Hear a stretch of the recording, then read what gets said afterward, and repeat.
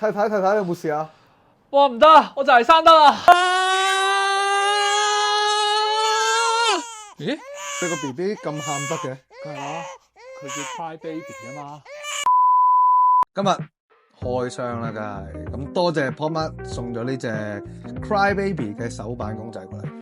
點解呢隻 Cry Baby 咁紅嘅咧？因為 Pop Mart 咧將呢個公仔掛飾嘅文化咧推到一個最新嘅高度。呢就係明星效應啦 ，K-pop 嘅兩大女團，Blackpink 嘅 Lisa 啦，同埋 G-Idol 嘅 Minnie 啦，都力撐 Cry Baby。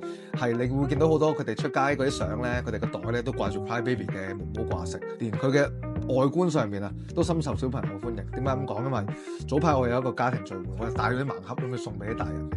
點知啲小朋友都衝過嚟一齊搶，話覺得好得意。咁咧，你見到佢咧係成日都係喊嘅，但係其實 Cry Baby 嘅作者 Molly 咧係想話俾大家聽，喊咧唔係一樣差嘅嘢，因為喺一個咁壓抑嘅社會咧，其實你承認自己嘅內心脆弱啊，或者你用一個喊嘅方式去表達出嚟咧，其實反而係更加好。咁我覺得呢一個設計嘅 concept 咧係非常之好，唔知大家有冇啲咩諗法咧？歡迎留言，我哋下集再見。Peace。